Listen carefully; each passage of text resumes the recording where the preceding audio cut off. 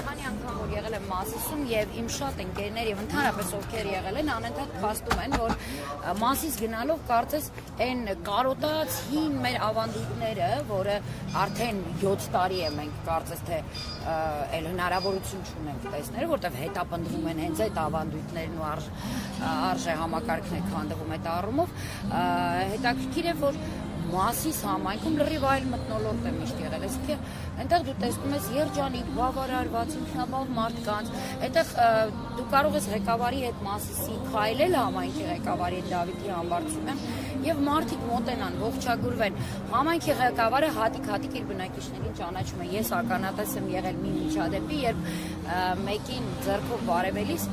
պարոն Համբարձումյանը ասաց, որ դու մեր համայնքից չես։ Այսինքն տեսեք ղեկավար, որը գիտի իր համայնքի յուրաքանչյուր բնակիչ։ Այո, սա է իշխանությունների համար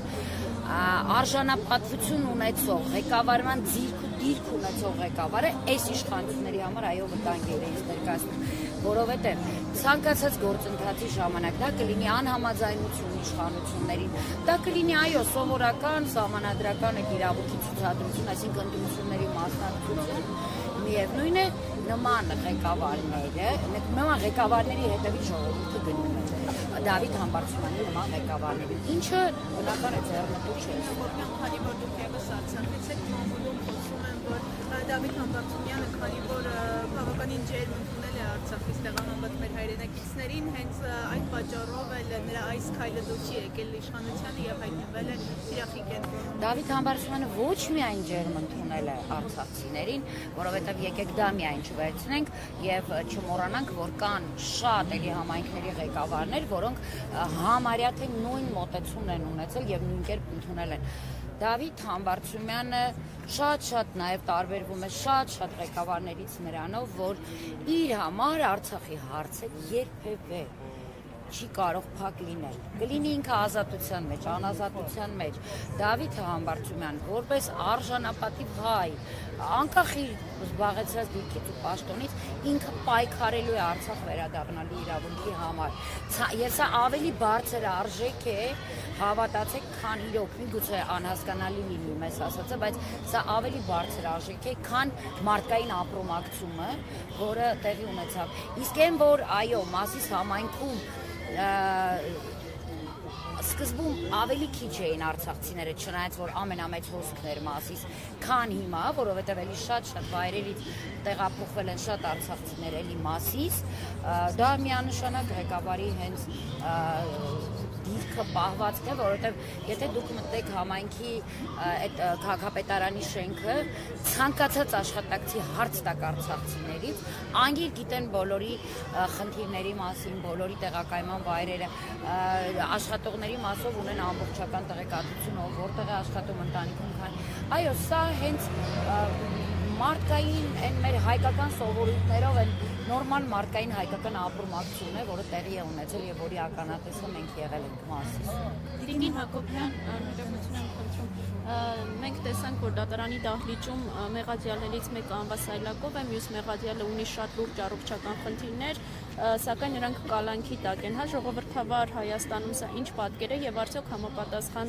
պաշտոններ զբաղեցնող անձին, օրինակ պատգամավորներ չեն կարողանա անձնական երաշխիքով թեկուզ այնպես անել, որ նրանց խափանման միջոցը փոխվի։ Սկսենք նախ անձնական երաշխիքից, ես գիտեմ, որ բազմաթիվ անձնական երաշխիքներ ներկայացրել են պատգամավորները եւ դա որևէ ազդեցություն չի ունեցել, այսինքն հետևանք չի ունեցել։ Բազմաթիվ դեպքերի տեղյակ եմ, այնպես որ այդ մասը անցնում ենք, որովհետև այս իշխանությունների եւ ժողովրդավար բաստիոնում պատգամավորի խոսքը չի կարող որևէ այդ առումով արժեք ունենալ, ստացվում է։ Ինչ վերաբերվում է առողջական խնդիրներին եւ մեր զարմանալուն, որ ինչու այս վիճակն է դատարանում նիստերի տալիճում։ Աստված մի արասե, հեռու մեր բոլոր քաղբանտարկյալ ընկերներից, եկեք չմոռանանք, որ Հայաստանում հենց դատավարական գործընթացներով սպանել են այս իշխանությունները ընդդիմախոսներին։ Արմեն Գրիգորյան, գեներալ Մանվել եւ մարդկանց հասցրել ծայրահեղ, միգուցե նաեւ ամբուժելի առողջական խնդիրների առաջ են կանգնացրել շատ շատերին։ Եվ դա չի արվել պատահաբար կամ չի արվել տգիտությունից ու այդպես մարդկային արժեքների բացակայ, դա արվում է դիտավորություն։ Եվ սփաստ այն ինչ որ հիմա տեղի է ունենում, հա,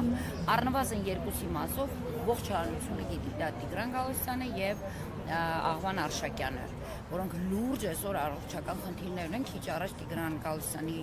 կնոջ հետ էի խոսում, հուզմունքից արտասվում էր, որովհետեւ նույնիսկ այս իրավիճակում Տիգրանը հրաժարվում է երկար շարունակել հիվանդանոցում մնալ, անհանգստանալով, որ իր ընկերները հիմա կալանավայրում են եւ այդ արժանապատվության ելնելով որոշում է կայացրել դադարեցնել հուժումները հետ վերադառնալ։ Դուք տեսաք ինչ վիճակում էր ու պատկերացրեք ինչ կլինի Տիգրանի հետ։ Եվ սա այո, ժողովրդավարական, այսպես կեղծ բաստիոնում, որտեղ այլակարծության համար մարդկանց այս մեթոդներով կամ հաշմանդամ են դարձնում, կամ ուղղակիորեն սպանում են եւ դա անում են բացահայտ։ Եկեք նաև չմոռանանք, որ այստեղ ունենք մենք կին քաղ բանտարկյալ, որը եզակի երևույթ է ամբողջ աշխարհում եւ որի համար բազմաթիվ միջնորդություններ են արել առանց այսպես փաստարկների մեղադրող հանրային մեղադրողների կողմից որևէ ձևով չի ընդունվել կնոջը ազատ արձակելու հետեւյալ դեպքում Լիդիային Մանթաշյան եւ առ այսօր անհասկանալի ինքը շարունակում է։ Սրանք հենց այդ չգիտեմ նպատակներն են, որի հետևից գնում են այս իշխանությունները վերացնել, ոչնչացնել, սպանել, կեղեքել ցանկացած անձի, ով կփորձի իր այլակարծության հետևից գնալ։ Տիկին Հակոբյան, մենք մի փոքր ուշ մտածենք, չգիտեմ, միգուցե հարցը հնչել է արդեն, բայց կուզեի նաև անդրադառնալ այսօր տեղի ունեցող ՎՀ ժողովի Եվրանեստի, որի ժամանակ Հայաստան խմբակցության պատգամավորները եւ պատիվ ունեն խմբակցության ղեկավար Հայկ Մամիկյանը ներկայացրել են ծրագիր առաջարկ արցախցիների հետ վերադարձի հետ կապված, սակայն ԿՊԱ-ականները մերժել են, այսինքն դեմ են քվեարկել, ինչ կասեք այս մասին։ Նայեք, նախ բանաձև են առաջարկել, բանաձևի ընդունում տեղի ունենա տրամաբանորեն պիտի այդպես լիներ եւ այդ բանաձևին միացել էին նաեւ երկու եվրոպացի падգամավորներ, ոչ միայն անդիմադիր դաշտի падգամավորներն են, այլ նաեւ այո եվրոպական սոցիալիստական падգամավորներ էին։ Գիտեք,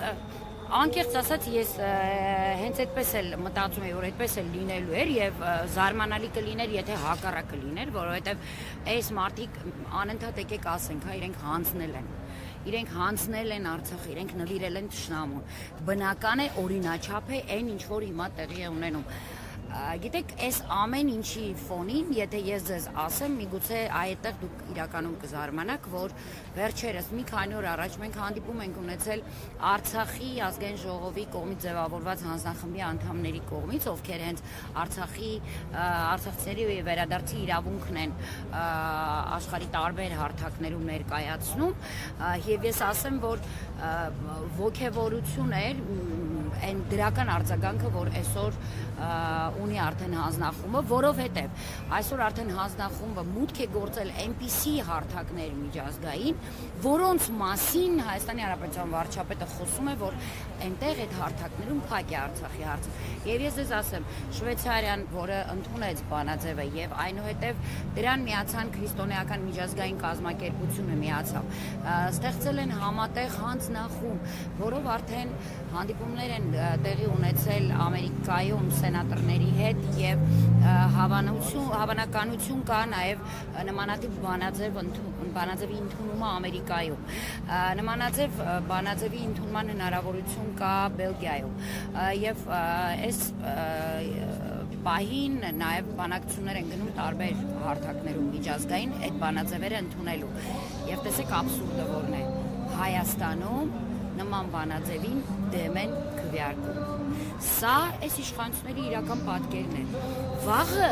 մենք այս նույն դեմքի արտահայտությամբ զարմանալու ենք, երբ որ նման հարցի քննարկում Հայաստանի շուրջ արդեն։ Բայց քանի կան այս իշխանություններ, այո, եկեք չզարմանանք, այլ փորձենք ազատվել նման իշխանություններից, որովհետև ամեն անգամ մենք քննարկում ենք, զարմանում ենք եւ ձեռքներս գցելով փրփուրներից դիմում ենք միջազգային կառույցներին ու հանրությանը։ Եվ ես ձեզ ասեմ, երբ մենք Հանձնախմբի հետ այդ հանդիպումը ունեցել ենք, իրենք մեզ ասել են, որ դրական տեղաշարժը շատ մեծ է։ Գործնական աշխատանքները